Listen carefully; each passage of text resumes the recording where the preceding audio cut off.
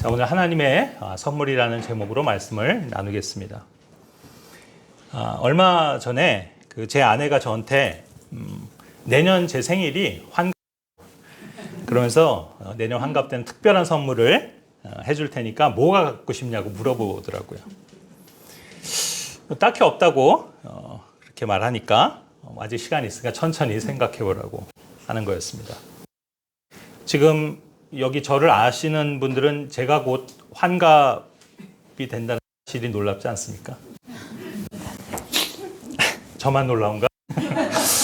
저는 무척 놀랍습니다. 나는 사실 여기 지금 방금 청년들을 보면서 나랑 비슷한 또래라고 생각을 했는데 많은 차이가 나는 것 같습니다.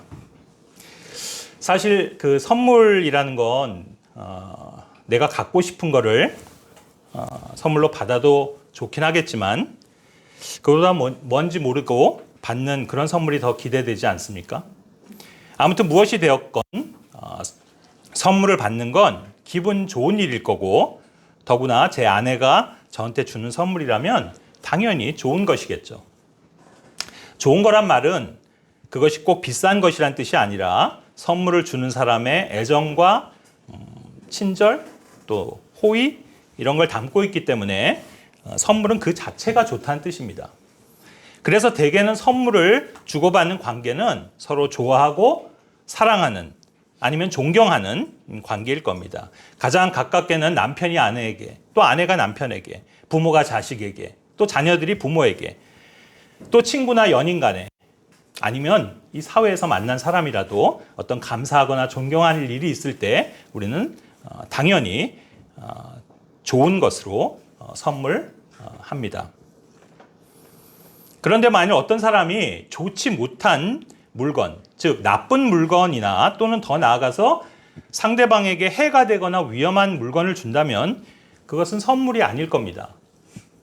물론 선물로 위장을 해서 실제로는 나쁜 걸 주는 경우도 있겠지만 그건 분명 그 의도와 목적이 불순한 것임이 틀림없습니다.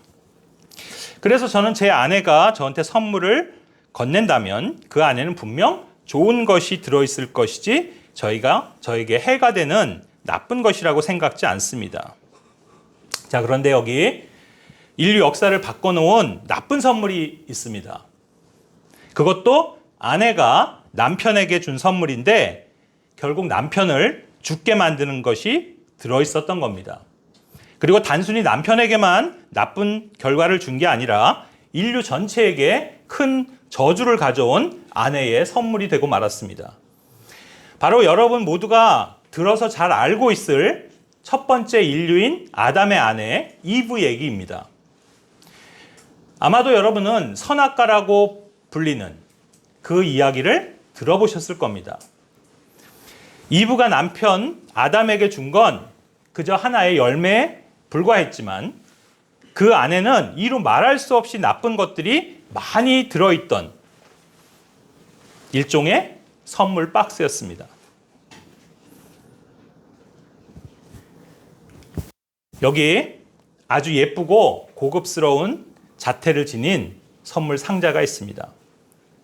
이 선물함은 이브가 남편에게 준 그 선물 상자라고 비유할 수 있는데 여러분은 이 안에 어떤 선물들이 들어있을 거라고 상상하십니까?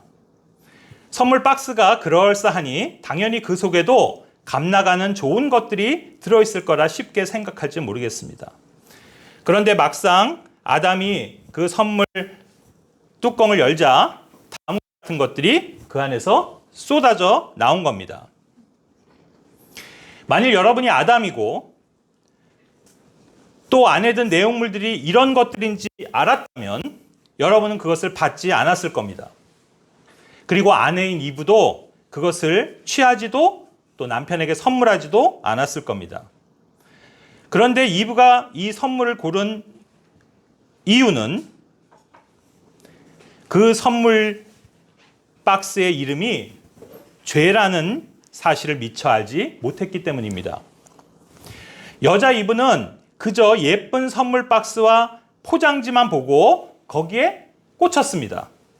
그래서 그 열매가 좋은 건 줄로 알고 자기가 먼저 먹고는 자기 남편인 아담에게도 준 겁니다. 다시 말해 그 죄라는 선물 박스는 선과 악을 아는 것, 선과 악의 지식이라는 이름으로 멋지게 포장되어는 있었지만 실제는 모든 나쁜 것을 담고 있었던 겁니다. 그래서 결국 여자는 속았던 겁니다. 성경도 그래서 이렇게 말씀하고 있습니다. 디모데전서 2장 13절과 14절입니다. 이는 아담이 먼저 지어지고 그 뒤에 이브가 지어졌으며 또 아담이 속지 아니하고 여자가 속아 범법 가운데 있었기 때문이라. 인류가 타락하게 된 건 이브가 속는 것으로부터 시작되었습니다.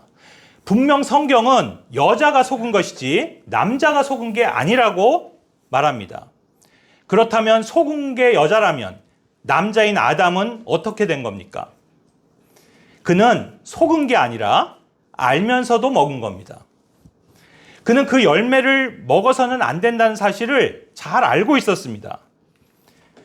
왜냐하면 그 열매를 먹게 되면 반드시 죽을 거라는 사실을 하나님께로부터 직접 들었기 때문입니다. 창세기 2장 16절 17절에 보면 하나님께서 남자에게 명령하여 이르시되 먹지 말라. 그 나무에서 먹는 것을 먹는 날엔 내가 반드시 죽으리라. 사실 이 열매를 먹지 말라는 명령을 직접적으로 들은 건 남자였습니다. 그러니까 아마도 여자는 자기 남편을 통해서 그 명령을 전해 들었을 겁니다. 즉 여자는 간접적으로 들었기에 하나님의 명령에 대한 경각심이 자기 남편보단 적었다고 볼 수 있을지도 모르겠습니다. 하지만 설사 그렇다 하더라도 여자의 문제는 자기 남편의 말보다 뱀의 말을 더 귀 기울였다는 데 있습니다. 그 사실을 어떻게 알 수 있습니까? 바로 여자가 속았다라고 하고 있기 때문입니다. 오늘날도 사기를 당하는 모든 사람들의 이유는 사기꾼의 말을 믿었기 때문입니다. 먹으면 반드시 죽는다는 남편의 말보다 먹어도 죽지 않을 뿐더러 오히려 신들처럼 될 수 있다라는 그 뱀의 말을 더 믿은 겁니다.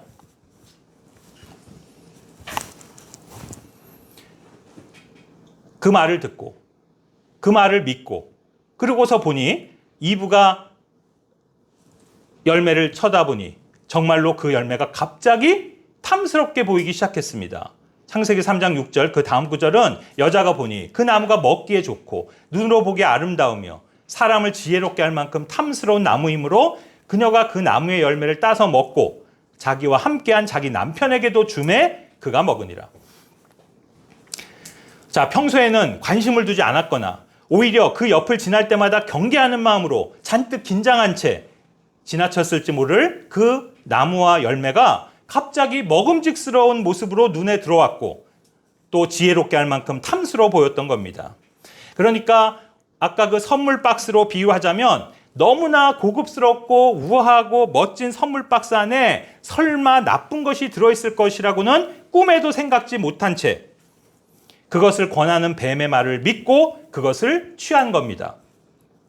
실제로는 가장 안 좋은 것들을 넣고는 좋은 선물이라고 뱀은 속였고 또 여자는 속은 겁니다. 그러나 속았다는 것이 면책의 핑계가 될 수는 없습니다. 로마서 1장 20절은 이렇게 말씀하십니다.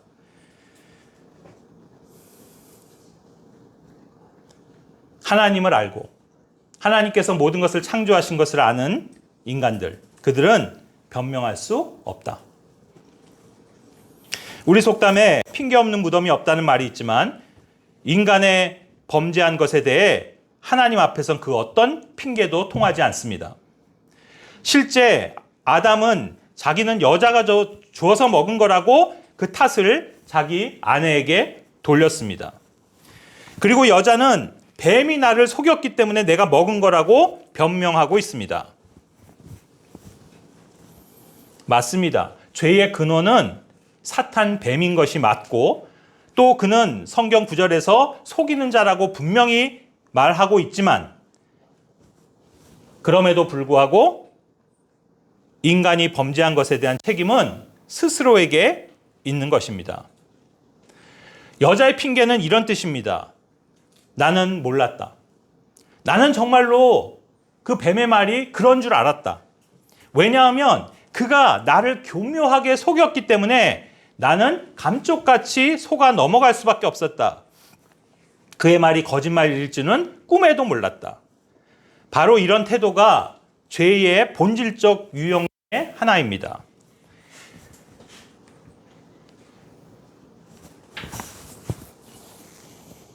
많은 사람들이 오늘날 이렇게 핑계대고 있으며 또 장차 하나님의 심판석 앞에서도 어쩌면 그런 식으로 하나님께 변명할지도 모릅니다. 나는 몰랐습니다. 나는 하나님이 계신 줄도, 하나님이 온 세상을 창조했다는 것도 몰랐습니다. 나는 하나님이 세상을 심판하고 죄인들을 지옥에 보낼 거라는 사실을 알지 못했습니다. 나는 하나님이 그렇게 엄할 거라고는 상상도 못했습니다. 나는 예수님이 하나님이라는 사실도 몰랐습니다.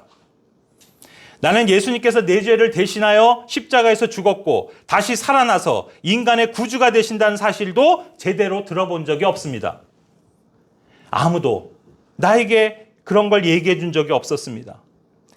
오히려 내가 믿었던 종교는 사람이 선하게 살면 된다고 했고 나는 그 말을 철석같이 믿었습니다.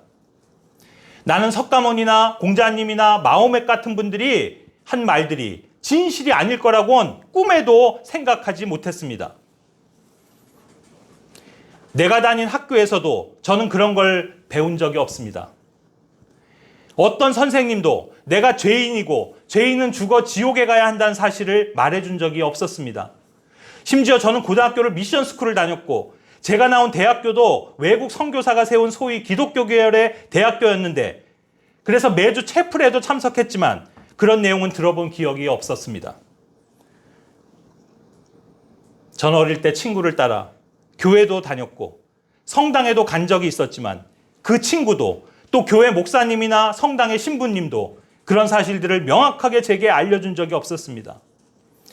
나는 하나님이 있다는 것도 천국과 지옥이 있다는 것도 죽은 다음에 하나님의 심판이 있다는 것도 그리고 예수님이 유일한 구원의 방법이라는 것도 다 알지 못했습니다. 그런데 제가 어떻게 그런 걸 믿을 수 있었겠습니까? 저는 진짜 몰랐습니다. 나는 그저 어떤 종교든 신실한 마음을 갖고 따르면 결과는 다 같을 줄 알았습니다. 나는 그저 양심을 따라 살면 충분하다고 믿었습니다. 그리고 뭐든지 최선을 다해 성실하게만 살면 성공한 인생이 될 거라고 생각했습니다. 나는 사람이 이왕이면 교육을 많이 받고 소양을 쌓으면 인생이 더 품이 있어지고 훌륭해질 거라 기대했습니다.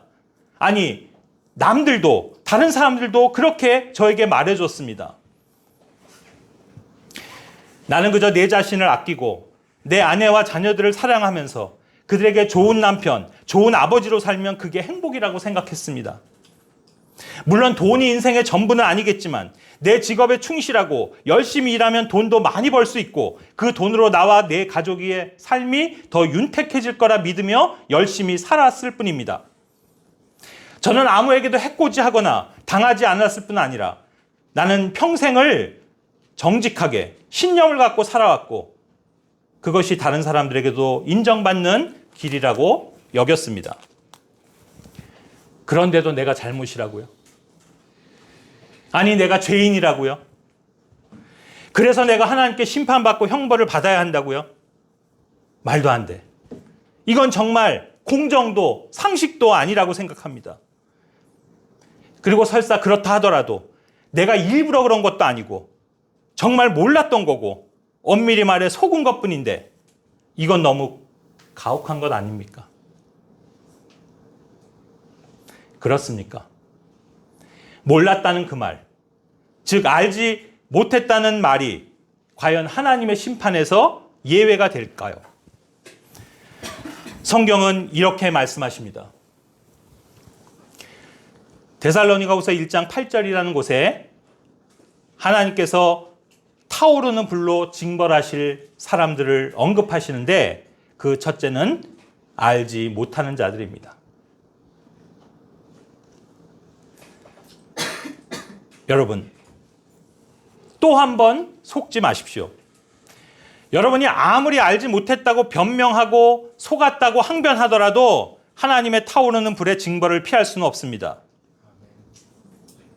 그런데 이것만이 죄인들이 심판받는 이유의 전부는 아닙니다. 아까 그 최초의 범죄 사건에서 이분은 속아서 몰라서 범죄한 거지만 남자인 아담은 속은 게 아니라고 하고 있습니다. 그렇다면 무슨 말입니까? 그는 알고 있었지만 받아먹은 겁니다. 무엇을 알고 있었습니까? 먹어서는 안 된다는 사실도, 먹으면 죽는다는 사실도 모두 잘 알고 있었습니다. 그런데도 그는 고의적으로 죄에 편승하고 동참한 겁니다. 이것이 남편 아담이 보인 또 다른 죄의 유형입니다. 그러니까 또 하나의 범죄는 인간은 알면서도 죄를 짓는다는 것입니다. 사실 인간은 하나님이 계신 것도, 그분이 모든 것을 만드신 창조주란 사실도 잘 알고 있다고 로마서 1장 21절은 기록하고 있습니다. 하지만 사람들은 그런 하나님을 알면서도 믿지도 아니하고 감사하지도 아니하고 그분께 영광도 돌리지 않고 살아가고 있다고 합니다. 그리고 오히려 그 마음과 생각은 죄로 점점 더 어리석어 갈 뿐이라고 하십니다. 그래서 사람들은 죄가 무엇인지도 잘 알고 있고 죄의 대가가 무엇인지도 압니다.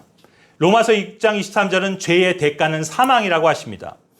그리고 성경은 한 번 죽는 것이 기정사실이라는 것도 말씀하고 있고 사람들 역시 그것을 다 인정하고 알고 있습니다.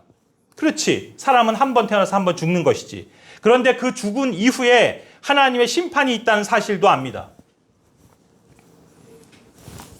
로마서 1장 32절은 이렇게 말씀합니다. 그들이 이런 일들을 행하는 자들은 죽어야 마땅하다는 하나님의 심판을 알고도 같은 일들을 행할 뿐 아니라 그런 일들을 행하는 자들을 기뻐하느니라. 보십시오. 인간들은 자신의 죄로 인해 죽어야 한다는 것도 하나님의 심판을 받아야 한다는 사실도 알고 있지만 그럼에도 불구하고 그 모든 진리를 부정하고 외면합니다. 그리고 자신들의 죄를 계속 유지할 뿐 아니라 다른 사람들이 짓는 죄들에 대해서도 눈 감아주고 더 나아가 동조하고 정당화하며 심지어는 즐기기까지 합니다. 어떻게 사람들은 죄인 줄 알면서도 그것을 인정하고 동참할 수 있는 겁니까? 우리는 그 인간의 비뚤어진 태도의 시작을 바로 첫 남자 아담을 통해 발견하는 겁니다. 도대체 아담은 잘못되었음을 알면서도 왜 여자가 주는 열매를 넙죽 받아먹었을까요? 그걸 먹게 되면 반드시 죽는다는 걸 잘 알면서도 말입니다. 그것은 바로 자기가 아내를 죽을 만큼 사랑하기 때문이라는 마음 때문입니다. 즉 사랑하기 때문에 같이 죽을 수 있다고 그렇게 생각한 겁니다. 바로 오늘날 우리들이 수없이 보고 듣는 소설, 영화, 그리고 드라마 같은 그 신파극들의 단골 주제이기도 합니다. 아담은 자신의 고의적 범죄에 대한 합리화가 필요했던 겁니다. 이처럼 죄를 합리화하는 경향이야말로 바로 인간이 죄를 당당하게 짓는 이유가 되는 겁니다. 오늘날 사람들도 다르지 않습니다. 여러 가지 합리화하는 것으로 자신들의 그 죄의 상태를 유지합니다. 가장 흔히 듣는 합리화는 바로 불강력적이라는 말입니다. 쉽게 말해 어쩔 수 없다는 말입니다. 내 마음이나 의지가 그렇지 않은데 상황이 또 환경이 그리고 여러 가지 어찌할 수 없는 요인들 때문에 내가 그럴 수밖에 없었다. 또는 나는 그럴 수밖에 없다. 그렇게 말하는 겁니다. 요컨대 이런 식으로 말이죠. 다 좋으신 말씀입니다. 맞는 말인 건 저도 압니다. 하지만 저는 어렵겠습니다. 저는 믿을 수가 없습니다. 아직은 예수님을 받아들이기가 힘들군요. 왜냐하면 저는 너무 바쁩니다. 저는 지금 해결해야 할 문제가 너무 많습니다. 저는 지금 마음에 여유가 없습니다. 저는 지금 먹고 사는 일이 더 급합니다. 제가 만일 믿는다면 교회에 나가야 할 텐데 저는 일요일에도 일을 해야 합니다. 예수님 믿으면 술, 담배를 끊어야 하는 거 아닙니까? 그런데 저는 그것들을 끊을 자신이 없습니다. 저는 마음에 상처가 많습니다. 저에겐 불우한 성장 과정이 있었고 다른 사람들로부터 수없이 상처를 받아왔습니다. 그 가운데는 크리스찬들도 많았습니다. 저에게는 안 좋은 기억들이 있습니다. 저는 크리스찬이라고 하는 사람들에게 크게 실망한 적이 한두 번이 아닙니다. 저도 예전엔 교회를 다녀본 적이 있습니다. 그렇지만 거기서 만난 사람들도 다 똑같아 보였습니다. 안 믿는 사람들과 별반 차이가 없었습니다. 그래서 저는 믿고 싶다가도 그 사람들만 생각하면 반감이 생기고 심지어는 증오심마저 듭니다. 그런데 어떻게 제가 받아들일 수 있겠습니까? 저는 현재 너무나도 불행합니다. 저는 지금 파산 상태입니다.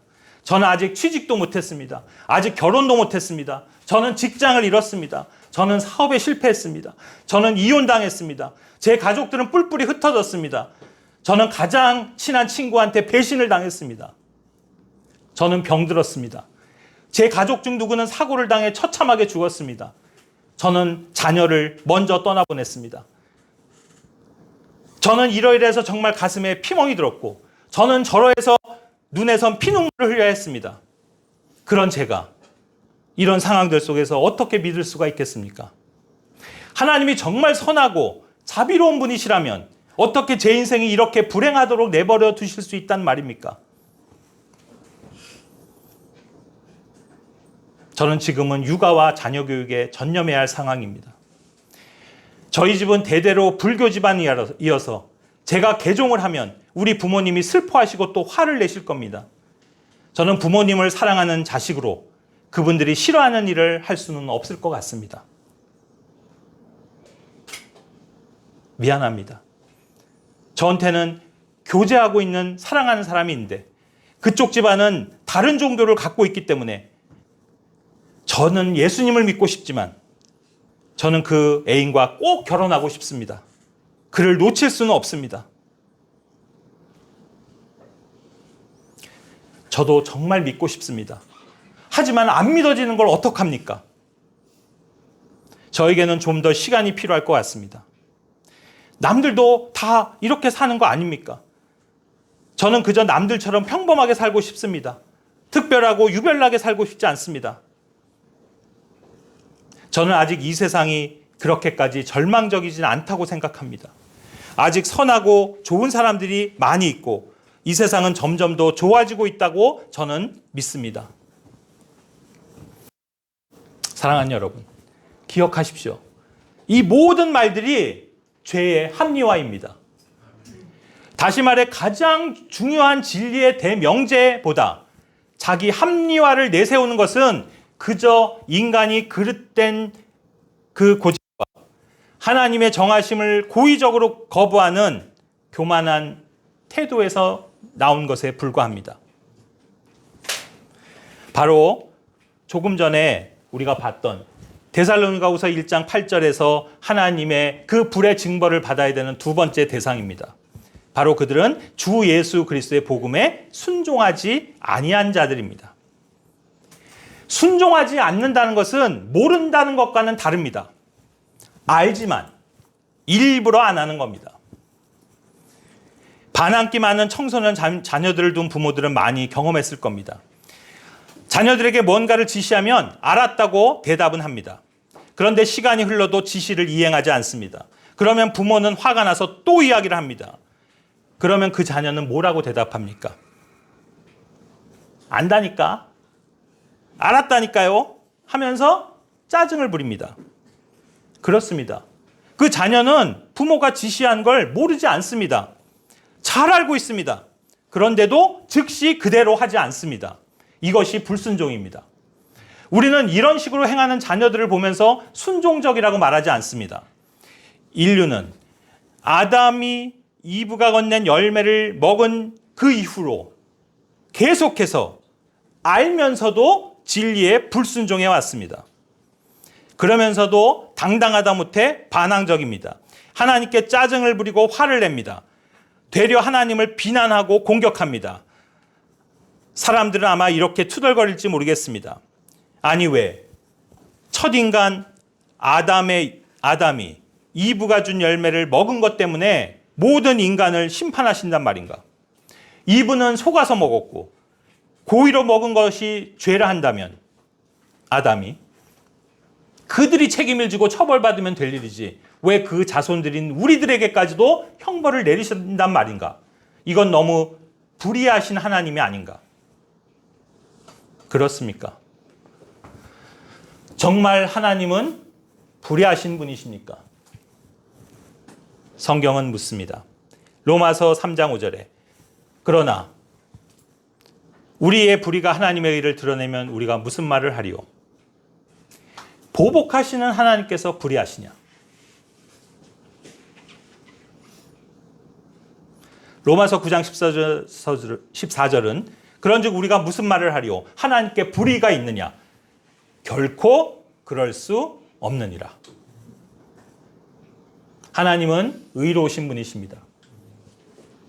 그분은 거룩하시고 그분은 요만큼의 죄도 용납하실 수 없는 그러한 분이십니다. 그런 하나님이 불의하다고요? 인간이 불의한 게 아니고요. 그래서 그런데도 사람들은 이렇게 항변하고 이렇게 하나님을 비난하지만 그렇기 때문에 아담과 이브가 잘못된 열매를 따먹어서 모든 인류가 죄인 되었다라는 그 소위 원죄설 따위는 와닿지도 않는 사람들을 향해 그래서 성경은 또 다른 죄를 지적하고 있습니다. 그것이 무엇인지 아십니까? 이번엔 하나님이 주신 선물을 받지 않는 죄입니다. 놀랍게도 나쁜 선물을 선택해 망한 그 인간들에게 하나님은 좋은 선물을 주셨습니다. 그 선물은 인류 역사상 가장 좋은 선물로서 바로 예수 그리스도와 그분을 통해 주어지는 구원과 영생입니다.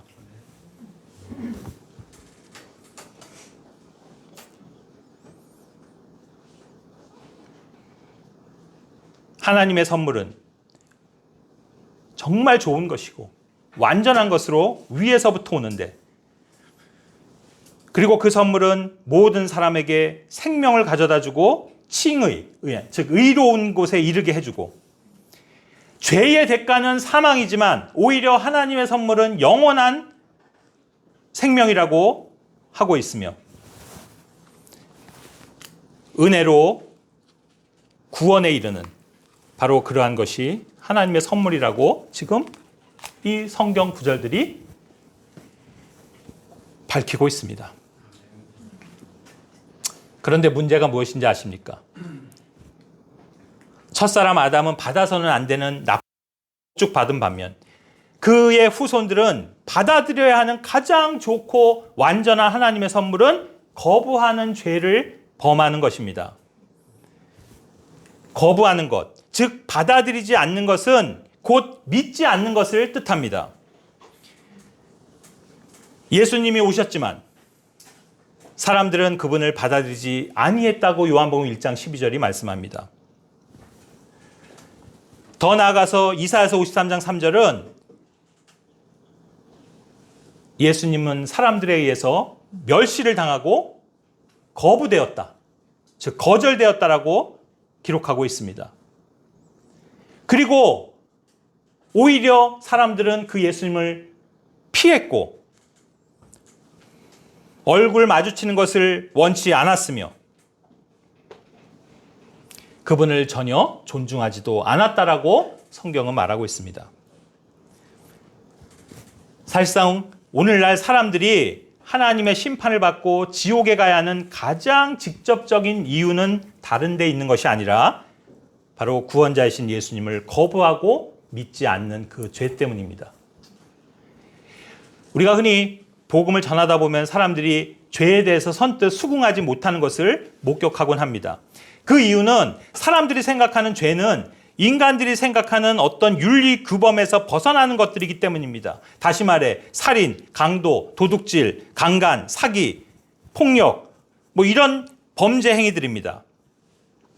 그러니 대다수 평범한 사람들은 자신들은 그런 류의 범죄들과는 거리가 멀다 얘기하면서 비록 자신은 좀 불안전하다고는 생각해도 죄인이라는 말에는 쉽게 동의하지 않습니다. 그러나 유감스럽게도 성경이 정의하는 바의 죄는 그런 종류의 범죄의 결과물들에 국한되지 않습니다. 그보다 더 근원적이고 심각한 죄가 있습니다. 그것은 바로 예수님을 믿지 않는 죄입니다. 예수님을 믿지 않고 있는 것 그 자체가 유죄에 해당하며 그 죄 때문에 인간은 더욱더 큰 심판을 받는 것이고 멸망하는 것입니다. 바로 요한복음 3장 36절과 요한복음 3장 18절이 그렇게 말씀하고 있습니다. 믿지 않는 자들에게는 하나님의 진노가 위에 머물러 있다고 하십니다. 믿지 않는 자들은 이미 정죄를 받았다. 즉 오늘날로 표현하자면 유죄인 상태다라는 말입니다. 더 끔찍한 건 성경 말씀 요한계시록 21장 8절은 앞으로 지옥에 들어갈 사람들의 면면이 기록되어 있는데 그 가운데 하나가 바로 믿지 않는 자들입니다. 여기 두 번째 기록되어 있는데 그 앞뒤의 것들은 아마도 좀 전에 그 사람들도 대부분 인정하는 그런 죄인들입니다. 아 그래 저 사람 도둑놈이야 지옥 가야지. 저 사람 살인자야 지옥 갈만해. 저 사람 마법을 부리고 우상 숭배하고 거짓말하고 음행을 일삼고 간음하고 동성애자고 그러니 지옥 가도 돼. 근데 자기는 믿지 않습니다. 믿지 않는 자도 그들과 같이 지옥에 가야 합니다. 이것이 얼마나 심각한 죄입니까? 그런데 사람들은 그것을 깨닫지 못합니다. 왜 사람들은 그런데도 이 예수님이 하나님의 선물임을 믿지 않을까요? 아마도 아까 우리가 본 것처럼 좋은 선물은 대개 아름다운 선물 박스로 상자로 포장되어 있어야 하는데 그렇지 않다고 생각하기 때문일 겁니다. 자, 여기 누가 봐도 근사한 선물 박스가 있고 또 옆에는 쓰레기 봉투처럼 보이는 봉다리 하나가 있습니다. 그런데 저 멋진 선물함 속에는 썩어서 냄새나는 쓰레기가 가득할 거라고는 사람들은 쉽게 생각하지 못할 겁니다. 마찬가지로 허접한 봉지 안에 제가 만약 이걸 주면서 이 안에 5만 원권 현금 다발이 가득 들어있다고 해도 믿지 않으려 할 겁니다. 왜냐하면 사람들은 흔히 자기 자신의 기준에서 벗어나면 믿지 않습니다. 이분은 여러 가지 죄로 가득한 선악과는 아름답게 포장되어 있었기 때문에 주저함 없이 그것을 선택했지만 진짜 보물로 가득한 예수님은 너무나 초라해 보이기에 사람들은 믿지 않는 겁니다. 예수님이 이 땅에 오셨을 때 그분은 볼품이 없어 보이는 분이었던 게 사실인 걸 성경 기록을 통해 알 수 있습니다. 이사야 53장 2절은 예수님을 이렇게 묘사하고 있습니다. 그분은 모양도 없고 우아함도 없고 사람들이 볼 때 그를 흠모할 아름다움이 없도다. 생각해 봅니다. 정말 예수님은 초라한 인간으로 우리에게 나타나셨습니다. 이스라엘 땅의 베들레헴이라는 아주 작은 마을에서 태어나셨습니다. 좋은 시설을 갖춘 산부인과 인큐베이터에 누이신 게 아니라 말구유가 있는 곳이었습니다. 예수님은 갈릴리라는 어촌 구석에서 자라나셨으며 지금이나 당시나 사람들로부터 크게 존경받지 못하는 목수의 집안에서 자라나셨습니다. 그분의 체형은 왜소하고 연약해 보였습니다. 그리고 우리가 성경 기록들을 통해서 추정해 보면 그분의 얼굴은 실제 나이보다 더 들어 보였던 것 같습니다.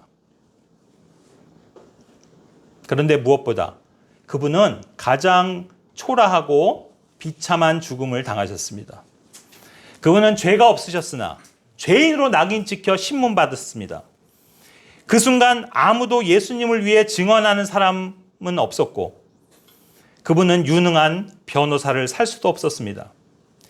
3년 넘게 따라다니면서 예수님을 위대한 선생님, 메시아, 구원자, 심지어 하나님의 아들이라고 치켜세우던 제자들은 그 순간 다 배신하고 도망쳐버렸습니다.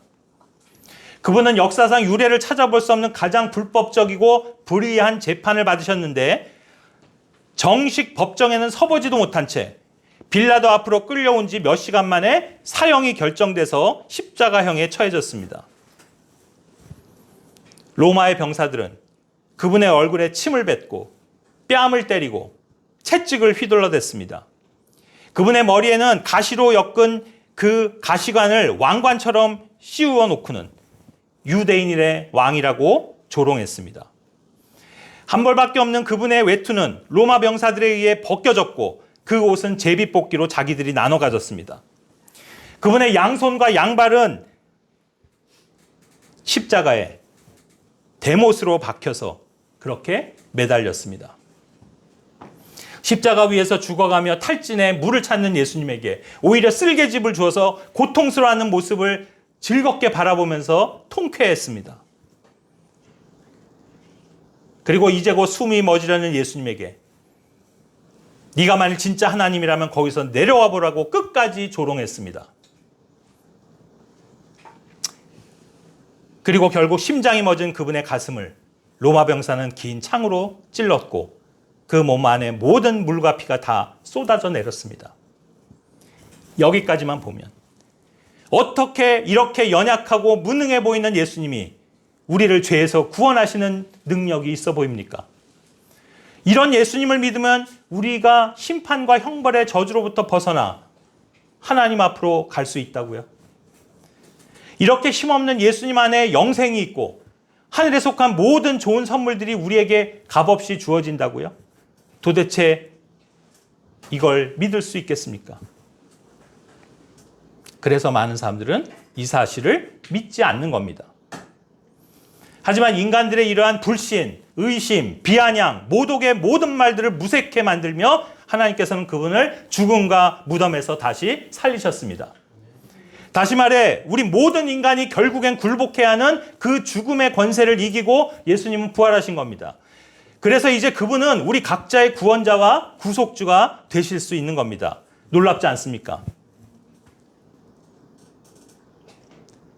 여기 마치 값 나가는 건 아무것도 들어있을 것처럼 보이지 않는 저 허접한 봉지를 막상 열어보니 그 속에서 쏟아져 나오는 선물들은 너무나도 좋은 것들입니다. 성경은 예수님 안에는, 즉 예수님이라는 이 선물 박스 안에는 말할 수 없이 귀한 보물 보화들이 숨겨져 있다고 말씀합니다. 골로새서 2장 3절입니다.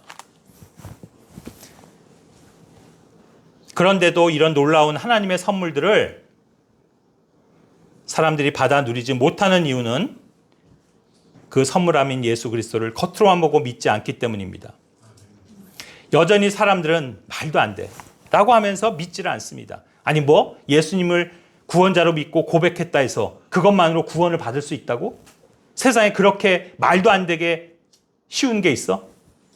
그냥 복음을 듣고 믿기만 한다면 지옥에 가지 않고 영원한 생명을 얻는다고? 아니 그렇게 간단하다면 세상에 못 믿을 사람이 어디 있겠어? 네, 맞습니다. 사실입니다. 그렇게 쉽고 간단한 일입니다. 아니 여러분이 누군가로부터 선물을 받을 때 뭐가 그리 어렵던가요? 그죠? 감사합니다 말하면서 손을 뻗어 그 선물을 받기만 하면 되는 것 아닙니까? 여러분은 선물을 받고 단지 무슨 선물인지 열어서 확인만 하면 되지 않겠습니까? 도대체 무슨 생각이 그리도 많고 뭐가 그리 복잡하고 어렵다고 선물을 못 받겠다고 합니까?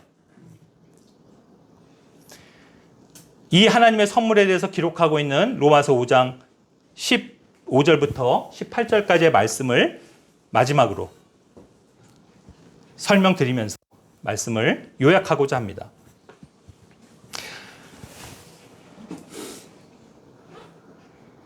좀 어렵게 느껴질 수도 있겠지만 제가 그래서 한번 그래도 먼저 읽겠습니다.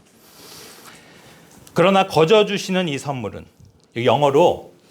영어가 더 쉽습니다. The free gift. 뭡니까?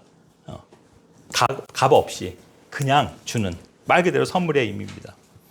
바로 이 선물은 그 범죄와 같지 아니하니 이는 한 사람의 범죄를 통해 많은 사람이 죽었을진데 여기 한 사람이 누굽니까? 바로 아담, 바로 그 이브였죠.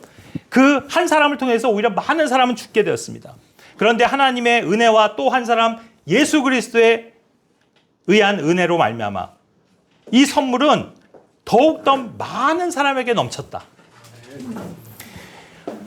또 이 선물은 죄 지은 한 사람으로 말미암아 이루어진 것 같지 아니하니 이는 한 사람으로 말미암은 심판은 정죄에 이르렀으나 많은 범죄로 인한 이 프리 기프트는 우리를 의롭게 하는 데 이르게 해줬다 하는 말입니다.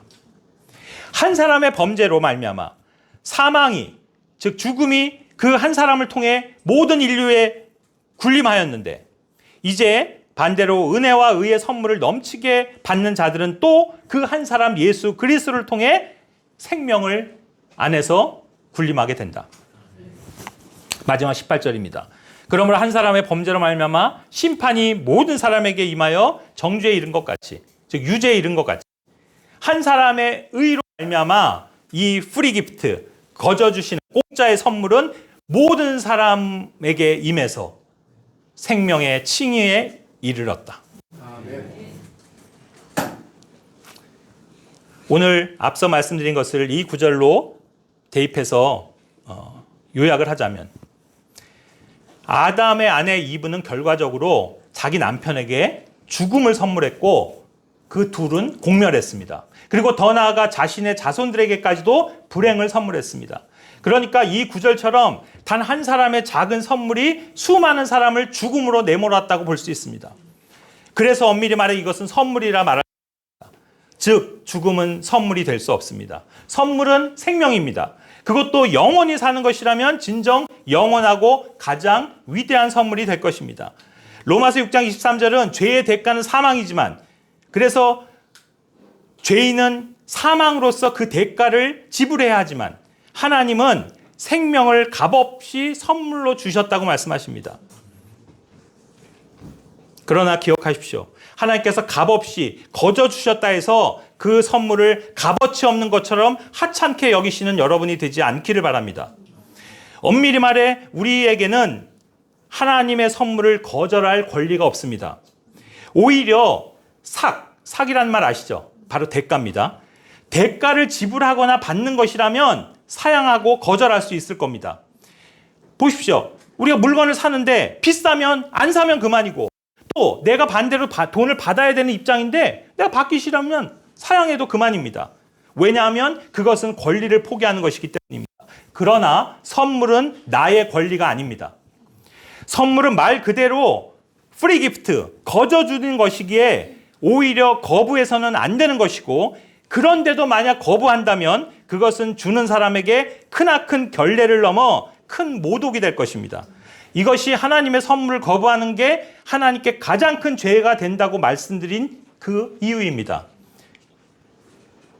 또 한 가지 오해하지 말으셔야 되는 사실은, 하나님의 이 선물이 값없는 선물이라고 해서 그 선물이 값어치가 없다는 뜻이 아니라는 겁니다. 그것은 오히려 도저히 값으로는 매길 수 없을 만큼의 귀한 것이란 뜻입니다. 무슨 말입니까? 우리 인간은 그 선물을 받으면서 아무런 대가를 지불하지 않아도 되지만 그것을 주시기 위해서 하나님은 자신의 생명을 지불하셨습니다. 이 세상 어디에 이처럼 위대한 선물이 또 있겠습니까? 사람 가운데 그 누가 자기 생명을 다른 사람에게 선물로 내놓을 수 있습니까? 부모가 자식을 위해서요? 아니면 남편이 아내를 위해서요? 로미오가 줄리엣을 위해서요? 어쩌면 한 사람을 위해서는 가능할지도 모르겠습니다. 그러나 모든 사람을 위해서는 불가능합니다.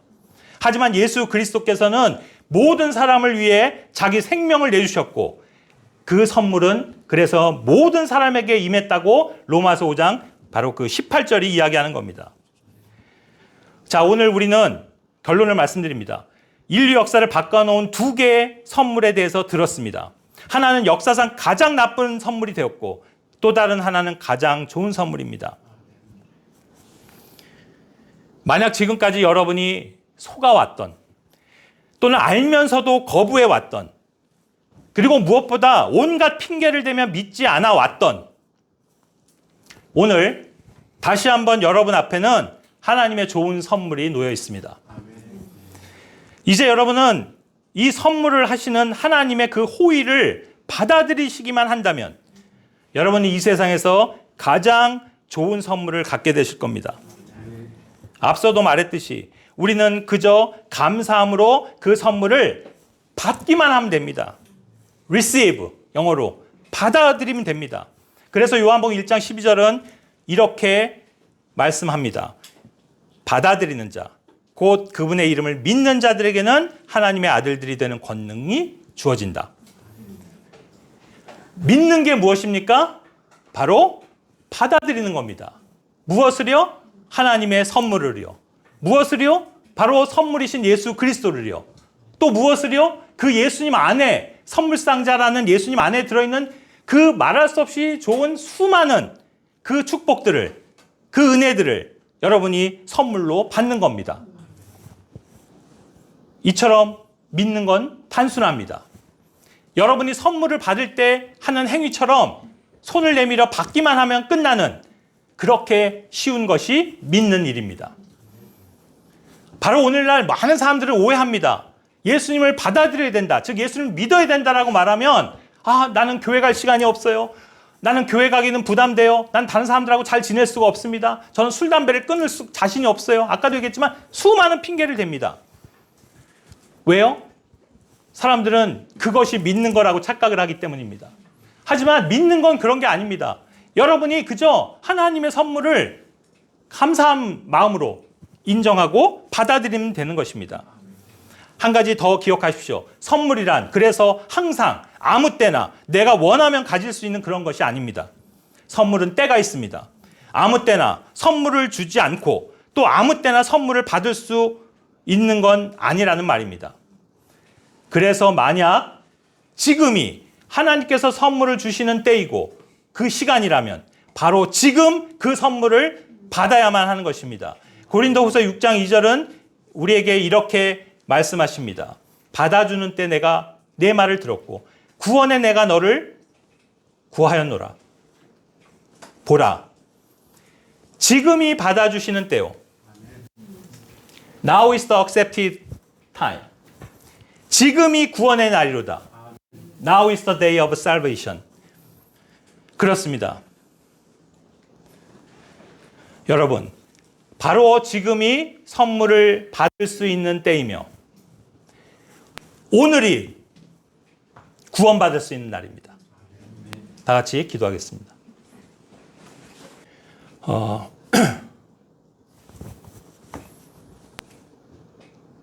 아직 어떤 이유로든 내가 분명하게 내 입으로 예수님을 나의 구주로 또 구원자로 그렇게 고백하실 수 없는 분이 혹여나 이 가운데 있다면 이 시간 제가 하는 기도를 여러분 마음속에서 따라하시면 좋겠습니다. 아니, 더 용기를 가지시고 입술을 열어 입으로 고백할 수 있다면 더 좋겠습니다. 왜냐하면 바로 그것이 예수님을 믿는 것이기 때문입니다. 그리고 오늘 주제로 말씀을 드리자면 그것이 바로 하나님이 주시는 선물을 받아들이는 것이 되기 때문입니다. 기도하겠습니다. 예수님, 저는 이 선물들을 받을 만한 자격이 없는 죄인입니다. 그런데도 예수님은 이 귀한 선물을 주시기 위해 저 대신 십자가에서 죽으셨습니다. 그리고 다시 살아나셨습니다. 이제 저는 예수님 안에 구원이 있고 영원한 생명이 있음을 믿습니다. 그리고 많은 좋은 선물들이 예수님 안에 있다는 사실도 압니다. 이제 저는 예수님을 믿고 받아들임으로 그 선물들을 받고 싶습니다. 예수님, 지금 이 순간 제 안에 들어와 주세요. 지금부터 예수님은 저의 구원자와 주인이십니다. 저를 죄와 하나님의 심판과 지옥으로부터 구원해 주신 것을 감사드리며 예수님의 이름으로 기도합니다. 아멘.